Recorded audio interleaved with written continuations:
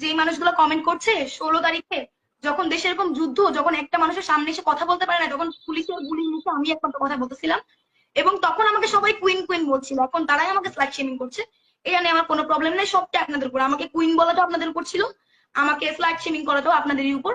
এটা যদি আপনাদের মনে হয় যে আপনাদের অ্যাঙ্গার, আপনাদের আপনাদের আমার উপরে ক্ষোভ মিটতেছে, আপনারা এটা করেন। আমি আমার কাছ থেকে ক্ষমা প্রার্থনা করছি, পসিবল হলে আমাকে মাফ করবেন।